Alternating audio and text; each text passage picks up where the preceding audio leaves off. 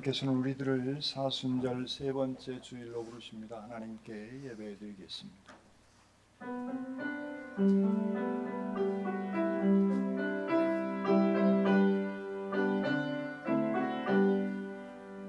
여기에 모인 우리 주의 은총 받은 자여라.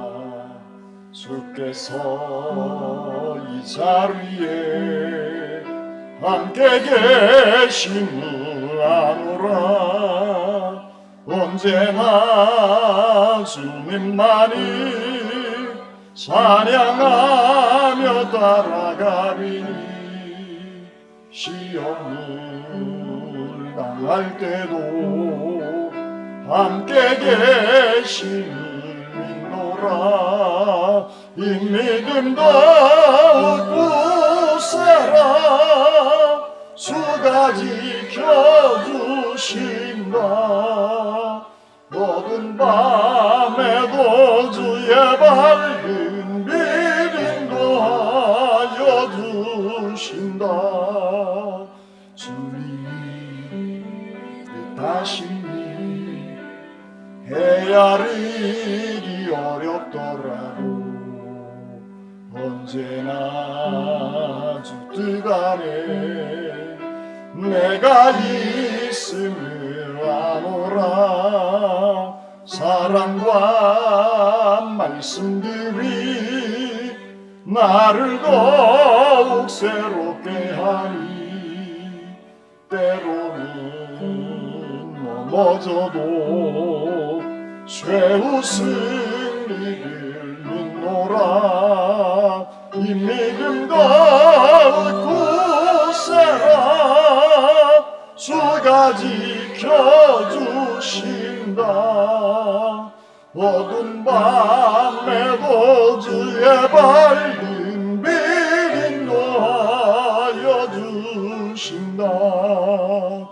여기에 모인 우리 사랑받는 주의 자녀라. 주께서 뜻하신 바 우리를 통해 펼치신다. 고통과 슬픔 중에 더욱 주님 의지하오니 어려움 이겨내고 주님 더욱 찬양하라. 이 믿음 더욱 굳세라. 주가 지켜주신다. 어두운 밤에도 주의 밝은 빛 인도하여 주신다. 주님의 사랑과 은혜를 기억하며 예배의 자리로 저희들을 초청해 주시니 감사합니다. 주님의 십자가의 사랑을 알고 느끼게 해주시니 감사와 찬양과 영광을 돌립니다. 주님, 사순절을 지나는 우리가 주님을 더 가까이 하기를 소원합니다. 주님 말씀을 더 열심히 묵상하고 기도와 감사로 살아가게 하여 주시옵소서.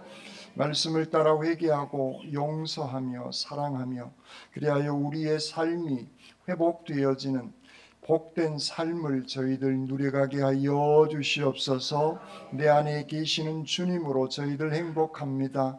우리의 예배를 연락받아 주실 우리 주님 예수 그리스도의 이름으로 기도드립니다. 아멘.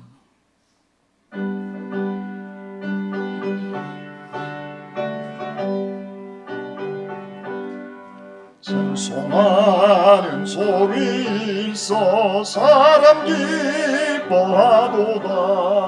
하늘 아버지의 이름 거룩거룩하도다. 세상 사람 찬양하자.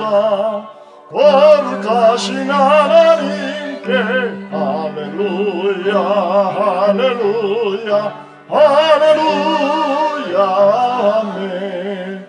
하나님의 나라 권세 영원 영원토록이도다. 하나님의 영광 나라 거룩거룩하도다. 하늘 보좌 계신 주님 세상 주관하시도다. 할렐루야 할렐루야 할렐루야 아멘. 하나님의 크신 섭리 그 뜻대로 되도다. 우리 아버지의 뜻은 거룩거룩하도다. 주여 속히 임하셔서 기쁜 날을 주옵소서. 할렐루야 할렐루야 할렐루야 아멘. 아멘.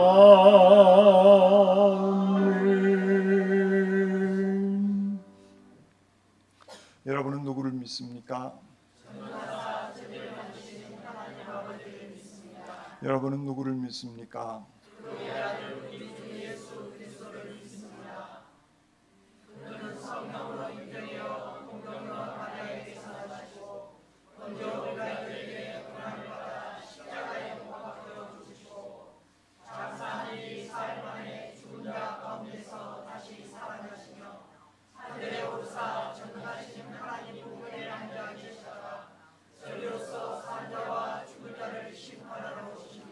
여러분은 누구를 믿습니까? 성령을 믿사오며 거룩한 공교회와 성도가 서로 교통하는 것과 죄를 용서받는 것과 몸의 부활과 영생을 믿습니다. 아멘. 너희 권능 있는 자들의 영광과 능력을 여호와께 돌리고 돌릴지어다.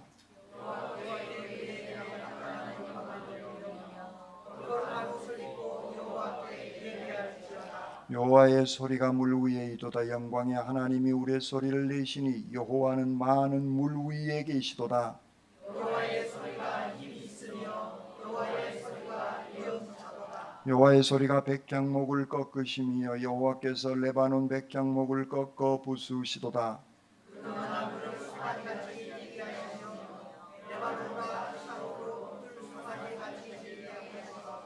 여호와의 소리가 화염을 가르시도다.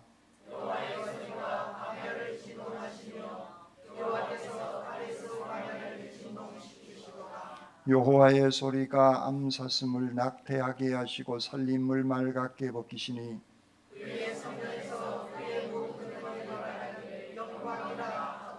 여호와께 송수 때에 좌정하셨으며 여호와께서 영원하도록 왕으로 좌정하시도다. 여호와께서 자기 백성에게 힘을 주시며 여호와께서 자기 백성에게 평강의 복을 주시리로다. 아멘. 이 시간 하나님과 사람과 자연에 지은 죄를 침묵기도로 고백드리겠습니다.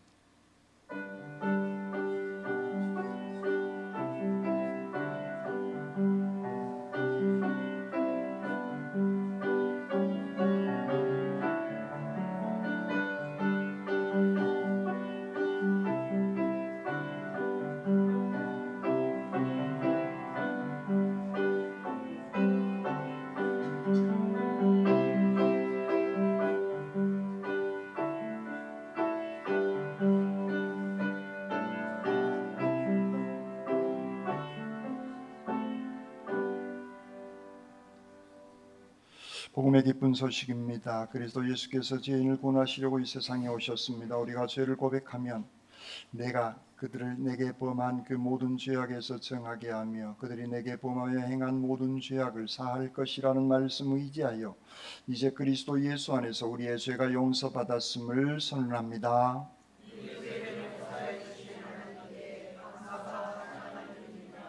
아멘.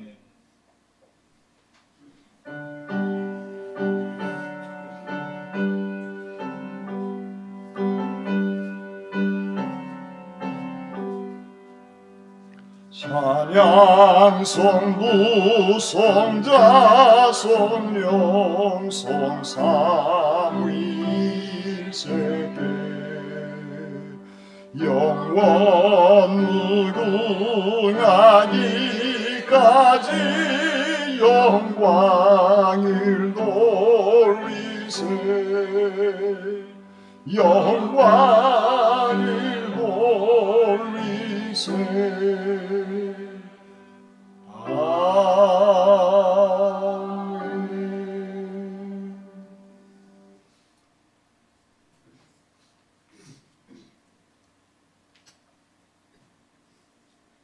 기도드리겠습니다. 우리를 위하여 목숨까지도 버리신 주님의 그 크신 사랑을 받을 자격이 없음에도 불구하고 조금도 꾸짖지 아니하시고 다시금 우리를 불러주신 은혜에 감사를 드립니다.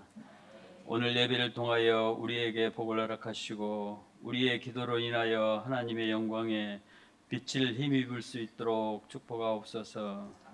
거룩하신 하나님 아버지, 우리 민족을 불쌍히 여겨주시고 탄핵의 전국이 속히 해결되고 안정되게 하옵소서. 국민들의 피로가 날로 가중되고 있습니다. 분열을 넘어 증오할 지경이까지 될까 두렵습니다. 같은 시대에 살아가고 있지만 생각의 차이가 너무나 크고 깊습니다.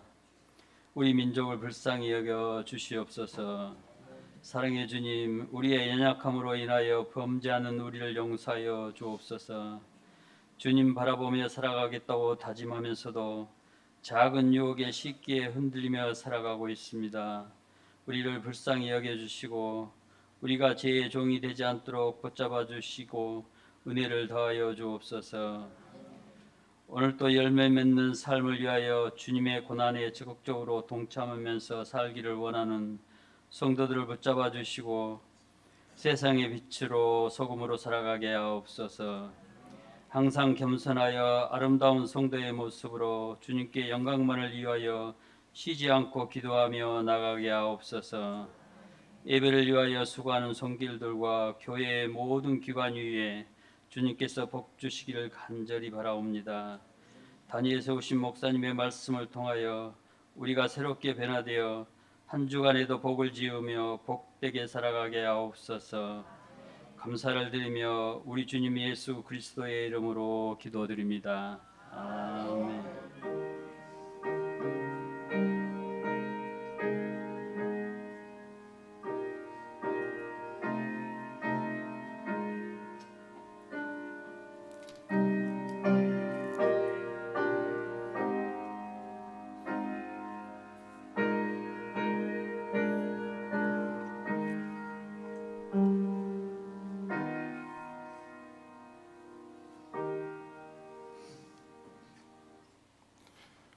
오늘 말씀은 누가복음 8장 9절에서 15절 말씀입니다.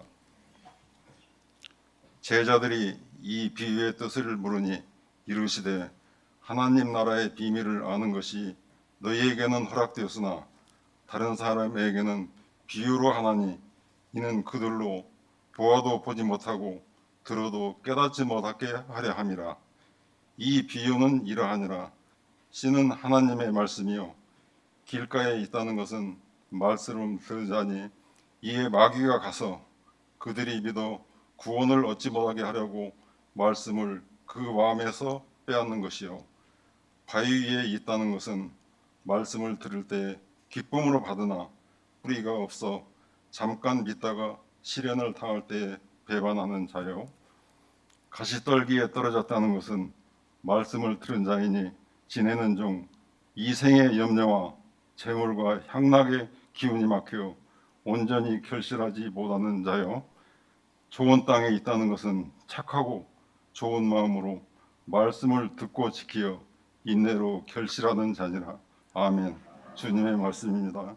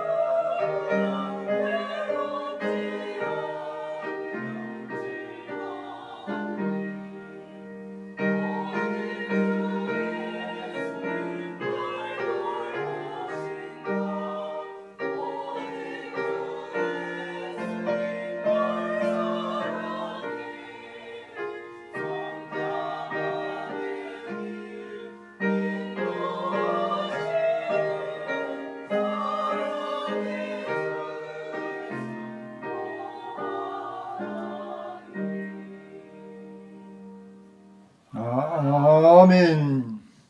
기도드리겠습니다. 사랑의 주님 감사합니다. 저희들의 손을 늘 잡아주시고 저희들과 동행하여 주신 주님을 찬양합니다. 날마다 주님 손잡고 복된 인생 살아가게 하여 주시옵소서. 이 시간 부정한 종이 말씀을 들고 섰습니다. 인간의 모습은 주님 뒤에 감춰주시고 주님의 진리의 말씀만 증언케 하시옵소서.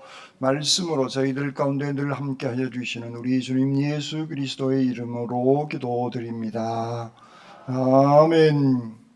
이 성스러운 주일 아침에 하나님의 신령한 은혜와 능력과 축복이 여러분들 가운데 함께 하시기를 주님의 이름으로 축원합니다. 아멘. 앞사람 옆사람 뒷사람하고 인사 나누시겠습니다. 집사님 주님의 이름으로 사랑합니다.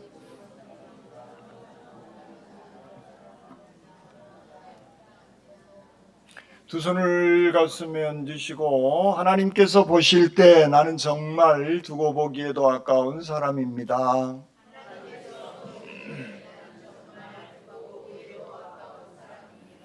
아멘. 그렇습니다. 우리 하나님께서 보실 때 정말 두고 보기에도 아까운 소중한 존재들입니다. 그러므로 내가 생각을 하고 마음을 먹고 말을 하고 행동을 할 때에도 하나님께서 보실 때 두고 보기 아까운 귀한 삶을 살아가시기를 주님의 이름으로 축원합니다.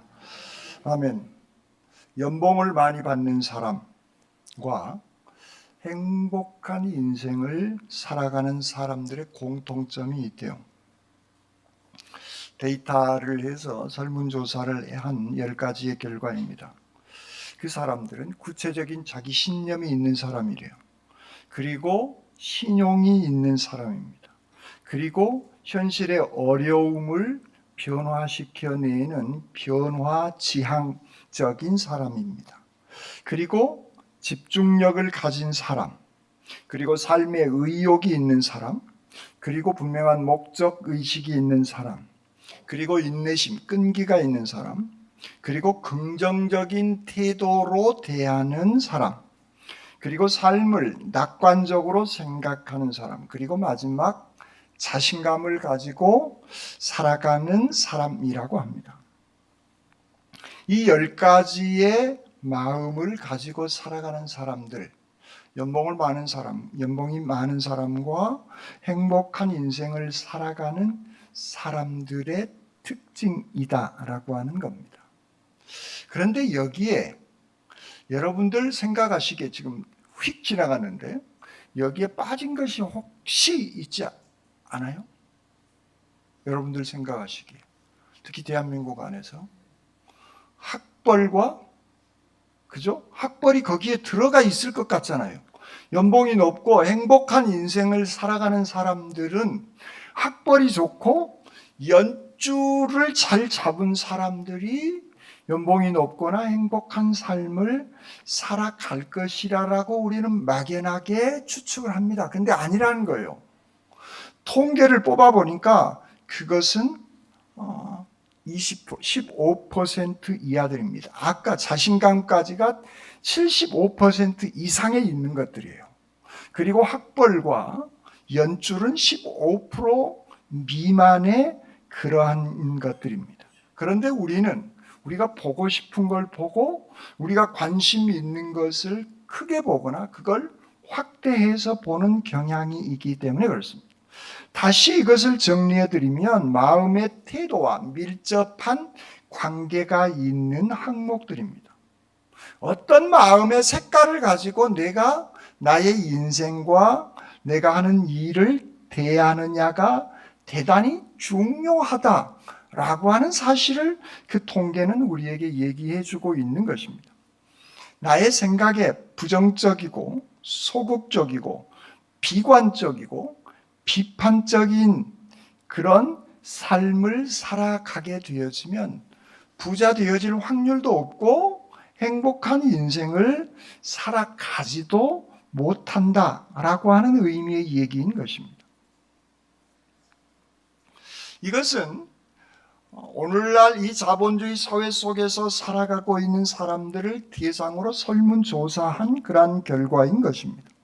곧 우리는 우리의 자신의 행복한 삶을 내가 살아가느냐 살아가지 못하느냐는 우리가 어떤 태도로 나의 인생을 대하면서 살아가느냐가 대단히 중요한 얘기다라고 하는 의미인 겁니다.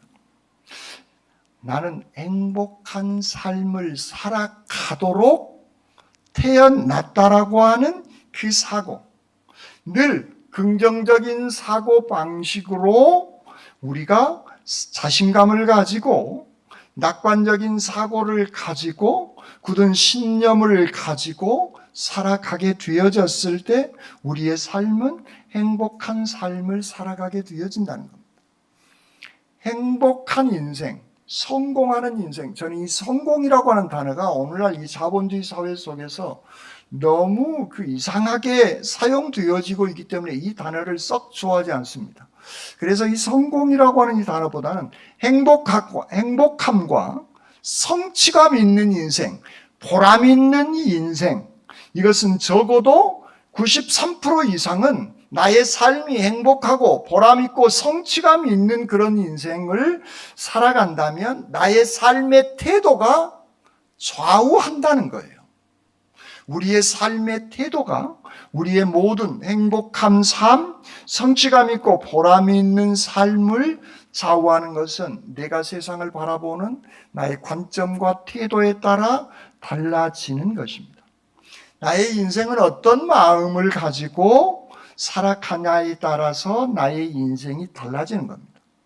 특히 믿음의 사람들은 주어진 환경보다도 마음의 태도가 훨씬 더 중요하다고 하는 사실이 통계가 얘기하고 있고, 저의 개인의 제가 30대 초반까지만 해도 자신감 없는 인생을 살아온 사람입니다. 그리고 세상을 늘 비판적인 시각으로 보았던 사람입니다.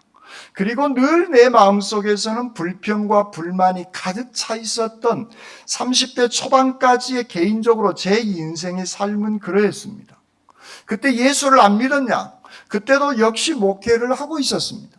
그런데 어느 날 말씀을 붙잡고 씨름하면서 기도하게 되어졌을 때 저의 삶의 태도는 점차 달라지기 시작하게 되어진 것입니다. 그래서 내 주변의 환경이 아니라 주님이 말씀하신 하나님의 나라는 내 안에 있음을 말씀을 통해서 깨닫게 되어지면서 저의 삶의 방향은 전혀 다른, 훨씬 더 적극적이고 긍정적인 삶의 자세로 바뀌게 되어졌다는 겁니다. 저 개인뿐만 아니라 아까 앞에서 나열드린 그런 의미의 말씀도 마찬가지인 것입니다. 신앙생활, 그것은 우리에게 있어서 정말 중요한 것을 우리는 하나님께로부터 신앙이라고 하는, 믿음이라고 하는 은혜를 받게 되어진 것입니다. 그래서 우리는 성령 충만하고 말씀 충만하고 은혜 충만하고 감사가 충만하고 사랑이 충만하고 능력이 충만하는 삶을 우리는 살아나가야 되어지는 겁니다. 그 충만한 삶의 결과가 나의 인격을 풍요롭게 하는 겁니다. 나의 삶을 용서와 사랑의 삶으로 살아가도록 만들어내는 겁니다. 그런데 내가 성령 충만하고 말씀 충만한데 그 충만한 자체가 목적이 아니에요. 우리의 믿음은, 우리의 목적은 그 열매를 어떻게 맺어가느냐는 겁니다. 그 열매를 맺기 위해서 우리는 말씀과 성령과 능력과 감사, 사랑이 충만함이 우리에게 필요로 한 겁니다. 그래서 말씀을 붙잡고 기도하고 성령의 기름 부음을 우리는 사모해야 되어지는 겁니다. 그게 목적이 아니라 그걸 통하여서 우리의 삶의 인격이 아름다운 열매를 맺어가는 그러한 삶의 모습인 것입니다. 예배를 드리며 말씀을 이제 우리가 묵상하게 되어질 때도, 그래서 예배 시간에 사모하는 마음으로, 간절히 사모하는 마음으로 이 예배에 참여하는 겁니다. 그것은 여러분들에게만 해당되어지는 얘기가 아니에요. 자, 눈을 뜨시고, 저에게도 동일하게 적용되어지는 겁니다. 이 예배에 참여하게 되는 것은 이 예배를 제가 간절히 사모하며 이 예배에 동참하고 있는 것입니다. 그래서 이 예배를 통해서 비판적이고 불평, 불만적인 그런 삶이 기쁨과 감사의 삶의 모습으로, 긍정적인 삶의 모습으로 변화되게 되어지는 겁니다. 그렇지 아니하면 우리가 감사도 사라지고 봉사를 하기는 하는데 기쁨이 없고 억지로 하게 되어집니다. 어떤 일이든 억지로 하면 다치거나 문제가 발생되어져요. 그래서 귀향하는 것, 기쁨과 감사함으로 감당해내는 긍정적이고 적극적인 자신감 있는 감사하는 마음으로 대하는 그러한 삶의 모습, 그것이 예배를 통하여서 우리가 회복해야 할 소중한 삶의 자세인 것입니다. 그렇습니다. 우리 모든 신앙인들의 삶, 바로 그것은 하나님의 말씀에 붙들리게 되어지고 그 말씀이 내 안에 들어와 충만하게 되어졌을 때 나의 삶의 자세, 내가 살아가는 삶의 태도가 달라질 수밖에 없는 것입니다. 오늘 성경 본문은 4가지의 밭을 비유로 주님께서는 쉽게 설명해 내시고 계시는 겁니다. 길가 같은 마음은 아무리 좋은 씨앗이 길가에 떨어져도 발아하지 못하고 새들이 와서 먹어버리고, 바위 같은 마음에 떨어진 씨는 잠깐 자라지만 이내 말라버리고, 가시떨기 같은 마음에 씨가 떨어지면 자라지만 열매가 없는 그러한 삶. 그러나 좋은 마음의 밭에 떨어지면 풍성한 결실의 열매를 맺을 수 있다라고 주님은 비유를 통해서 말씀하고 있습니다. 그렇습니다. 신앙생활과 농사 짓는 일은 전혀 다른 일인데 비슷한 결과들이 있습니다. 이것은 하나님의 창조의 원리에 의해서 일어나는 현상이기 때문에 그렇습니다. 좋은 결실을 맺게 되어지면 주님께 기쁨이 되어드리지만, 그렇지 못하면 주님께서는 안타까워 하실 수밖에 없는 것입니다. 오늘 성경 본문은 그 씨는 하나님의 말씀임을 말씀하고 있습니다. 씨라고 하는 것의 특징은 그 안에 생명이 깃들어져 있습니다. 씨는 생명이 있는 겁니다. 하나님의 말씀은 생명이 있는 거예요. 이건 역사책이나 소설책 수준이 아니에요. 이 안에는 주님의 말씀은 생명이고 생명의 말씀이다. 그 얘기는 곧 그 안에 생명을 살려내는, 생명의 싹이 돋아나는 생명 그 자체임을 말씀하고 있는 것입니다. 그래서 하나님의 말씀은 생명을 구원하는 씨앗인 겁니다.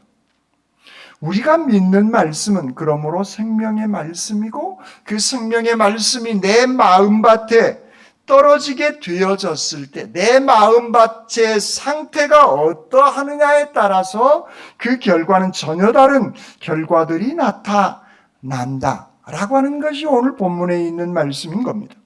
아무리 착한 사람이라고 한다 할지라도 예수 그리스도의 생명의 씨앗을 받지 않으면 그에게는 구원을 이룰 수 없다라고 하는 그러한 의미의 말씀인 것입니다. 왜냐하면 씨는 하나님의 말씀이라고 11절은 우리에게 분명하게 말씀하고 있는 것입니다. 영혼을 살리는 생명의 말씀인 것입니다. 하나님의 말씀, 천국의 말씀, 예수 그리스도를 통해서 우리에게 주신 구원의 이 복음의 메시지인 것입니다. 그러므로 우리가 거듭나는 것은 이 말씀이 내 안에 밭에 떨어졌을 때 아름다운 결실을 맺을 수가 있는 겁니다. 베드로전서는 이 말을 한 줄로 이렇게 정리하고 있습니다. 베드로전서 1장 23절에 너희가 거듭난 것은 썩어질 씨로 된 것이 아니요 썩지 아니할 씨로 된 것이니 살아있고 항상 있는 하나님의 말씀으로 되었느니라 라고 말씀하고 있습니다. 그렇습니다.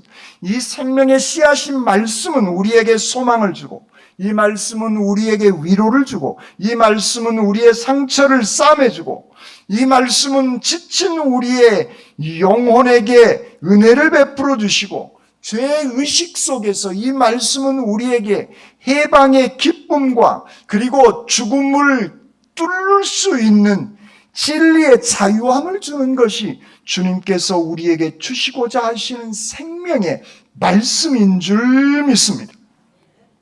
그래서 말씀이 들어가는 사람에게는 치료가 일어납니다. 그의 삶의 치료, 부정적이고 소극적이고 비판적이었던 사람이 적극적이고 긍정적이고 이제 사랑하는 그런 삶의 모습으로 바꿔주는 겁니다. 말씀이 그 가정 안에 들어가게 되어지면 그 가정 전체를 회복시켜주는 놀라운 능력의 씨앗이 이 말씀 안에 있는 겁니다. 말씀이 그 사람에게 들어가면 꿈도 비전도 없었던 그 사람이 꿈과 비전과 희망을 갖게 되어지는 것이 말씀이 가져다주는 놀라운 능력인 것입니다. 말씀은 우리가 세상에서 받을 수 없는 놀라운 능력을 가져다주는 것입니다. 이 말씀은 우리의 인생을 구원해 주는 것입니다. 그러므로 믿음은 말씀을 들음에서 나오는 겁니다. 말씀을 듣지 않으면 우리는 믿음이 성장할 수 없는 것입니다. 하나님의 말씀이라고 하는 이 씨를 우리의 마음에 뿌려졌을 때 믿음이 싹이 나고 자라고 감사의 열매, 사랑의 열매, 하나님께 헌신하는 헌신의 아름다운 열매들이 나타날 수밖에 없는 것입니다. 오늘 길가에 농부가 씨를 뿌리는데 길가에 떨어졌다라고 말씀하고 있습니다. 저는요, 어렸을 때부터 농부의 아들로 태어나서 이 말을 이해를 못했어요. 아니, 아무리 미련한 농부라도 길가에다가 씨를 뿌리지 않거든요. 농사를 안 지어본 사람은 이 본문을 그대로 받아들이시겠지만 저같이 농부의 아들은 우리 아버지가 저도 씨앗을 뿌려봤는데 절대 길에다 씨앗을 안 뿌립니다. 그런데 성경은 길가에 씨앗이 뿌려졌대요. 여러분들 혹시 그런 생각 안 해봤어요? 상식적으로 생각해보세요. 길가에 씨를 뿌리는 농부가 세상 천지에 어디 있냐고요. 장영근 안수 집사님, 길에다 씨 뿌려요, 안 뿌려요? 해남에 가서 안 뿌립니다. 길은 길이에요. 밭은 밭이고 논은 논이에요. 그 논둑이나 밭둑에다 씨 뿌리는 그런 사람은 세상에 없어요. 예수님은 왜 이렇게 말로 안 되는 얘기를 하실까? 그렇지 않아요? 여러분들, 어렸을 때 이 본문을 읽을 때마다 나는 제 머리로는 이게 답이 안 나온 거예요. 예수님이 이렇게 모르실까? 농사를 몰라도 초등학교, 중학교인 중학생인 나도 아는데 우리 아버지 절대 길가에다 안 뿌리는데 예수님은 왜 길가에다고 씨를 뿌린다고 얘기하실까? 여기서 꽉 막혔던 겁니다. 그런데 제가 살고 있는 시대는 20세기예요. 농기구가 엄청 발달된 시대예요. 농지 정리가 잘 되어진 시대예요. 지금은 2000년 전으로 신방을 가보니 그때는 특히 팔레스타인 지역의 땅은 개간되지 않은 겁니다. 그리고 우리나라 땅처럼 옥토들이 아니에요. 길이 어디고 바위가 있고 자갈들이 있고 흙이 뒤섞여 있는 곳입니다. 그리고 듬성듬성 경계선만 있는 겁니다. 그리고 그 경계선을 따라서 농사 지을 때 사람들은 그곳을 밟고 지나가는 겁니다. 밭에 있는 큰 바위덩이는 기구가 없기 때문에 그대로 농사를 짓는 겁니다. 그러니까 씨앗을 쫙 뿌릴 수밖에 없어요. 길도 아닌 것이 밭도 아닌 것이 바위가 뒤섞여 있는 거예요. 그걸 알고 나서서 내가 어리석었구나. 내 기준으로만 세상을, 그 시대를 내 기준의 땅에 우리 부모님이 가지고 있는 땅을 내 기준으로만 보았구나라고 하는 생각을 갖게 되어진 겁니다. 그래서 씨 뿌리는 비유는 안 막히고 그 다음부터는 읽을 때마다 이해가 되어진 말씀이었음을 어렸을 때 기억을, 말씀을 묵상하면서 생각해 봤습니다. 그렇습니다. 그 씨앗을 뿌리기는 뿌렸는데 사람들이 다니는 그 경계선을 이렇게 쭉 놔뒀던 그곳, 씨 뿌릴 때 되어지면 풀도 메고 여러 가지 일들이 있기에 그곳은 굳어지게 되어진 겁니다. 그래서 그곳의 길가에 떨어진 씨앗은 애초에 생명은 있지만, 씨앗에 생명은 있지만 흙이 덮어지지 않기 때문에 생명이 자라지 못한 겁니다. 껍질도 벗겨지지 않는 그 상태에 있다가 새들의 먹잇감으로 끝나버리게 되어진 겁니다. 신앙생활을 하는 데 있어서 귀가 있어도 듣지 못하고 눈이 있어도 듣지 못하는 마음의 상태, 영적으로 단단해져 버린, 완고해져 버린 교만한 그러한 상태, 자기 소신이라고 하는 미명 안에 전문 용어로 똥꼬집에 붙들려서 살아가고 있는 그런 사람. 그런가 하면 자기의 전통이라고 하는 것에 이끌려서 자기 방어 기제만을 가지고 살아가려고 하는 사람들. 나는 대단히 합리적인 사람이고 나는 대단히 실용적인 사람이다. 나는 과학적인 데이터가 아니면 믿지 않는다라고 생각하는 사람. 온갖 자기의 지식으로 이 세상을 다 통달한 것처럼 생각하는 사람들. 그 사람들의 마음의 밭이 바로 길가 같은 그런 상태인 겁니다. 또 어떤 상태가 있을까? 예배를 드리러 오기는 왔는데 속상해 가지고 오면 말씀을 길가같이 단단하게 스스로 만들어 버려요. 속상해 가지고.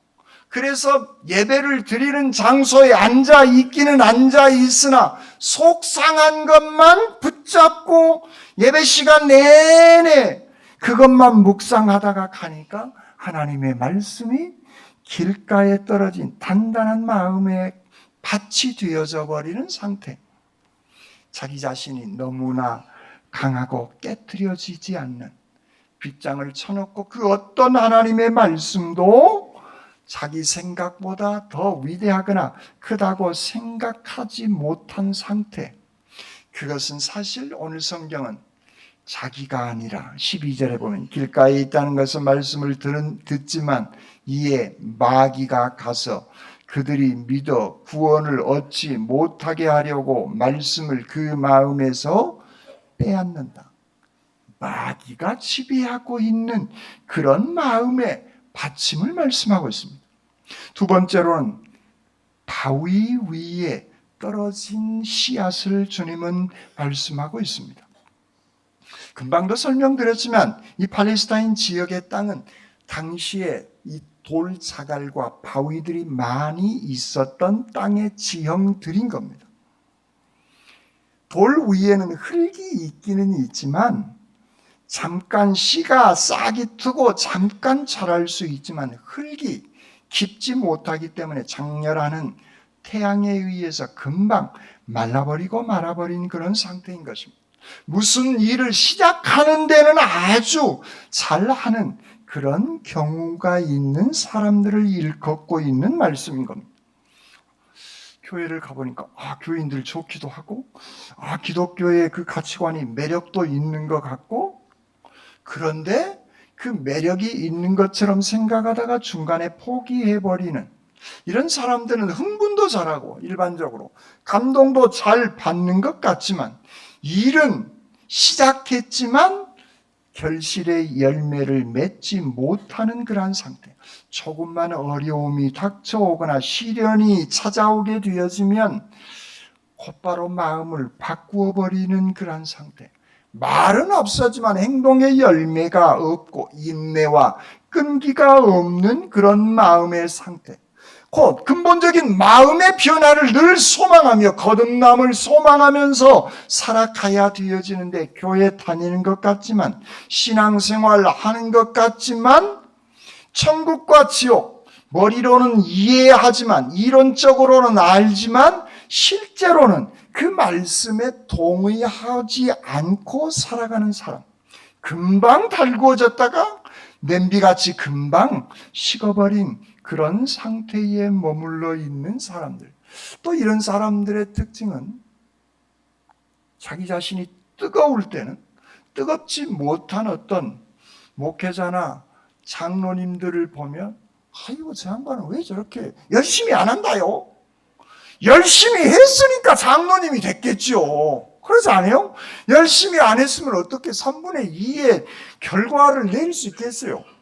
그런데 본인이 와서 본인이 잠깐 뜨거워졌을 때 다른 사람을 향하여서 형편없다고 얘기하는데 환난과 조그만 어려움이 닥쳐오게 되어지면 실망하고 좌절하고 낙심하고 다른 사람을 탓하고 원망하게 되어지는, 인생은 때로는 바람도 맞고 때로는 폭풍우도 비도 맞고 살아가는 것이 인생의 삶의 모습입니다. 누구든 크고 작은 시련들은 여러분 한 사람도 세상에 없는 것 같죠?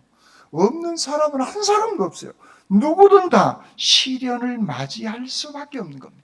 그런데 그 시련과 어려움을 어떤 마음의 태도와 자세로 통과하느냐에 따라서 그 사람의 삶이 행복한 삶을, 행복한 열매의 삶을 계속 맺어갈 수 있고 그렇지 못한 모습으로 살아갈 수 있는 겁니다. 성경의 위대한 인물들은요, 이 시련들에 대해서 그들이 단단해지고 커지고 넓어지고 깊어짐을 볼 수가 있습니다. 모든 사람들이 다 그래요. 신앙의 위대한 위인들을 보십시오. 그 어떤 사람도 하나님께서 인정하신 모든 위인들은 다 이렇듯이 시련과 역경들을 다 견뎌내고 인내하며 극복해냈던 믿음으로 그 모든 것들을, 전쟁의 위협, 죽음의 위협 앞에서도 그들은 그 환난을 이겨냈던 사람들입니다. 그러면서 그들의 고백은 나의 의지와 나의 힘으로는 감당이 안 되오니 하나님 나와 동행해 주십시오. 나와 함께 하신 하나님의 그 능력으로 내가 살아가는 것입니다라는 놀라운 고백을 하고 있는 겁니다. 그렇습니다. 그 인내함의 때를 기다리고 견디어내고 포기하지 않고 그걸 말씀의 능력으로 극복해내게 되어졌을 때 하나님의 은총이 그들에게 임하게 되어지더라라는 겁니다. 그러나 바위 같은 그런 마음의 상태는 그런 아름다운 열매를 맺어갈 수 없음을 본문은 말씀하고 있습니다. 세 번째로 가시에 떨어진 씨앗입니다. 그 옛날에는요 이렇게 농사를 짓는데, 옛날에 우리나라에도 화전민들도 있고 그랬는데 이스라엘 농사법 중에 하나가 가시가 있으면 그걸 뿌리를 뽑아내지 않고 그냥 위에만 싹 잘라버리고 놔둔대요. 그러면 잡초나 가시는 일반적인 씨앗보다 훨씬 더 잘 자랍니다. 이것은 하나님의 창조의 원리예요. 여러분 잡초가 왜 이렇게 잘 자란가 모르겠다고 그러시죠? 그 잡초가 없으면 우리가 숨쉬는 공기가 부족합니다. 그러니까 하나님은 잡초가 빨리 무성하게 자라도록 하신 거예요. 그게 하나님의 창조의 원리예요. 이게 정말 하나님의 오묘한 질서인데 세상에는 잡초라고 우리가 퉁쳐서 얘기하는 그것들 때문에 우리가 숨쉬고 살아가고 있는 거예요. 사실은. 그런데 우리 입장에서 곡식을 추수를 해야 되니까 잡초 이것들 못된 것들이라고 하는데 안 그래요. 사실은. 그런데 우리가 농사짓는 그 범위 안에서는 잡초든 가시든 제거합니다. 그런데 그것이 씨앗보다 자라는 속도가 훨씬 빠르다라고 하는 겁니다. 그래서 씨앗이 자라는데 성장하는데 그것들이 그 씨앗이 못 자라도록 막아버린다. 그 얘기를 오늘 예수님은 하시고 계신 겁니다. 그 가시가 뭐냐? 이생의 염려, 재물과 향락의 기운에 막혀서 온전히 결실을 못한 상태. 인간이 가지고 있는 재물의 욕심, 고뇌와 슬픔, 염려와 근심, 이런 것들이 세상에서 우리를 유혹한다는 겁니다. 염려. 이것은 마음이 두 마음의 상태가 염려의 상태입니다. 염려 그러니까 어떤 사람은 그럽디다. 염려 그러니까 소금장수 딸이라고 그럽디다마는 염려는 소금장수 딸이 아니라 염려는 두 마음이에요. 두 마음. 우리의 마음은 두 마음이 아니라 한 마음이에요. 하나님의 그 마음이, 주님의 그 말씀이 내 안에 들어와서 확신을 가지고 살아가는 겁니다. 그런데 가시떨기에 떨어져 버린 씨앗은 가시가 먼저 성장해서 막고 있기 때문에 우리를 대단히 힘들게 한다라고 얘기하고 있는 겁니다.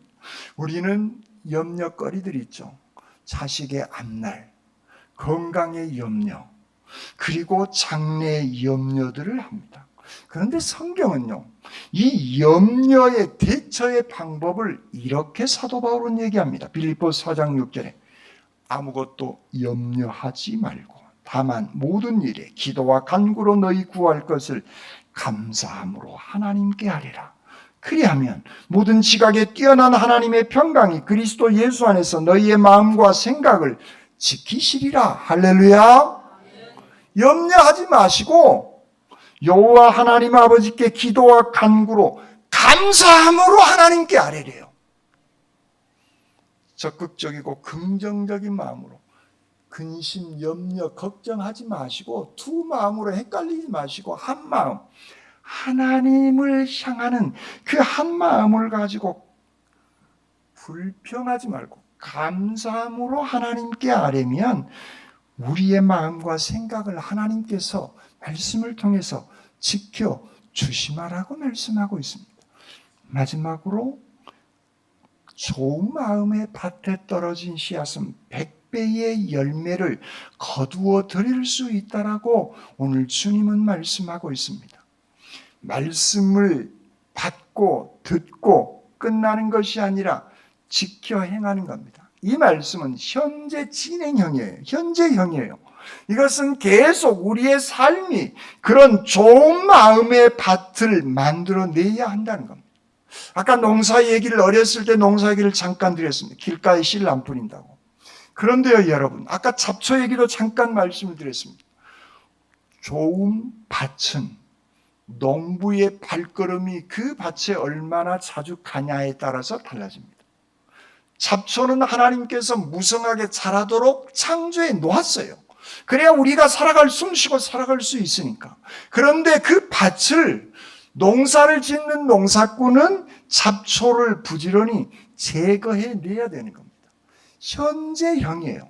현재 그렇게 내가 열심히 그 밭은 있으나 관리하지 않으면 그 밭도 무성한 잡초로 우거질 수밖에 없음을 성경은 우리에게 말씀하고 있는 것입니다. 그렇습니다.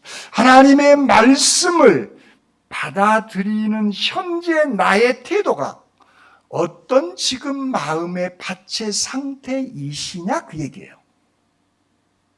여러분들의 마음의 밭은 지금 어떤 상태입니까? 오늘 기분이 꿀꿀한데 에이 이거 붙잡고 혹 씻고 있지 않습니까? 내 건강이 안 좋은데 이 건강 때문에 하나님은 왜 나에게 이런 시련을 줄까? 혹시 이것 염려 붙잡고 안 되는 거 붙잡고 있지 않습니까? 여러분, 오늘 성경은 우리의 태도를 지금 말씀하시고 계시는 겁니다.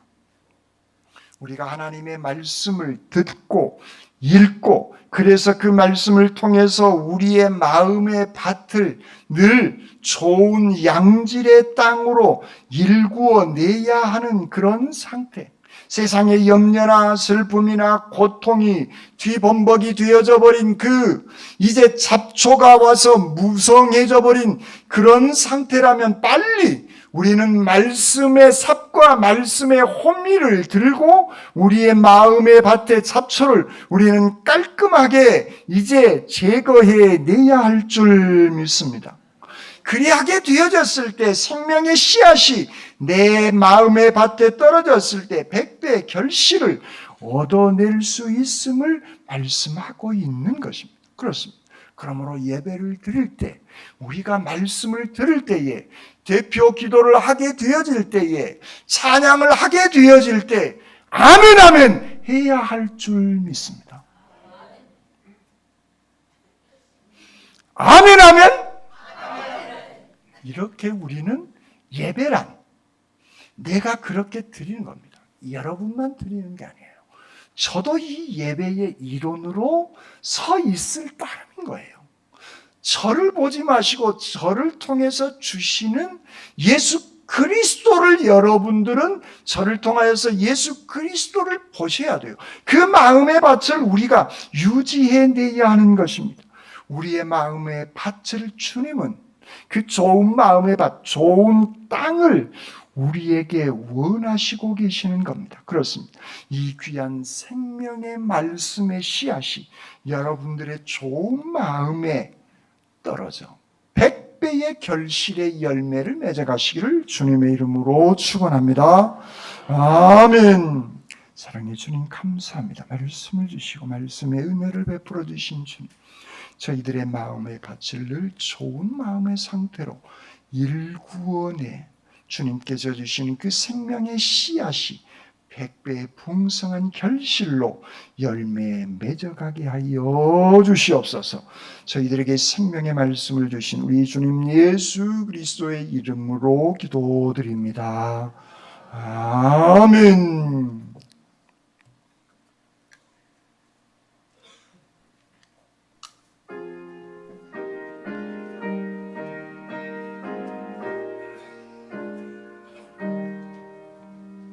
세상에 얻은 신을 버리고 하나님 이름 높여 기리세 온 선한 백성 모두 나와서 다 같이 하나님만 섬기세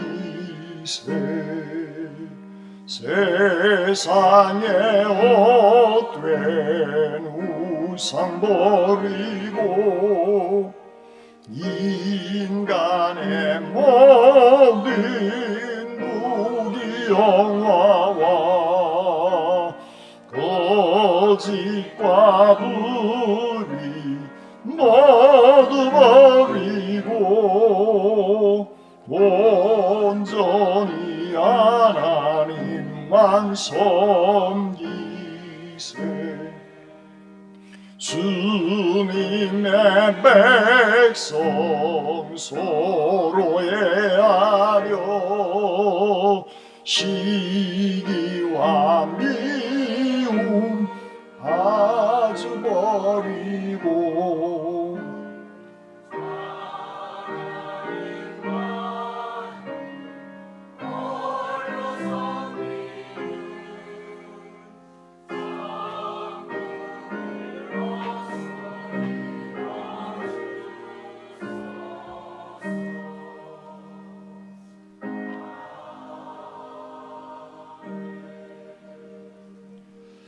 사랑의 주님 감사합니다. 저희들에게 주신 그 귀한 은혜에 감사하며 이 제단을 위해 여러 가지 모습으로 봉사하며 헌신합니다.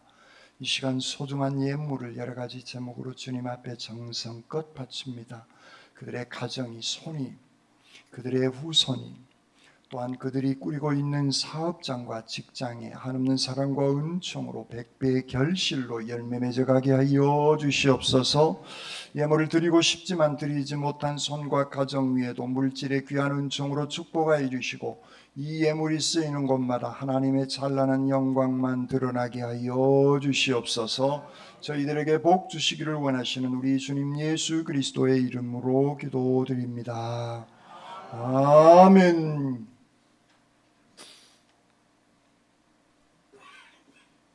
평화의 소식은 주보를 참고해 주시기 바랍니다.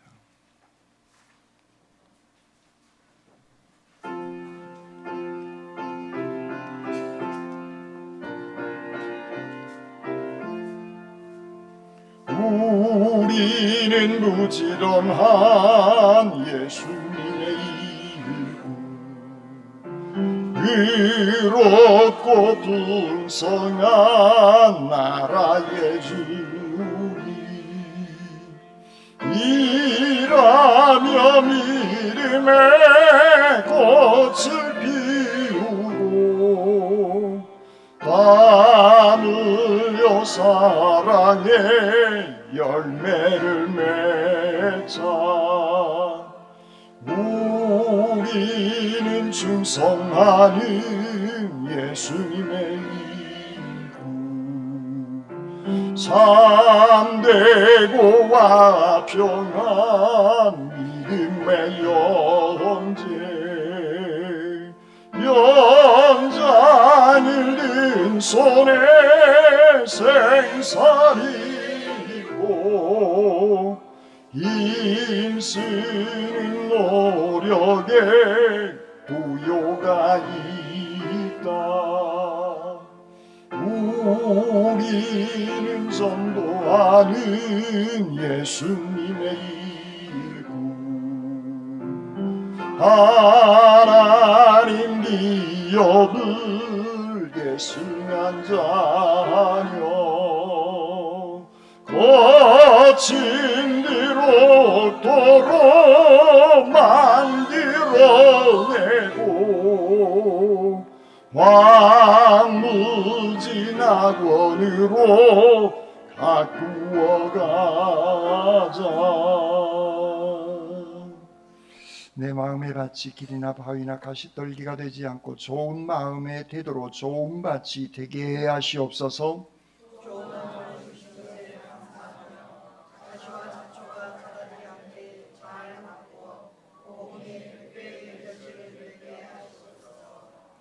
아멘.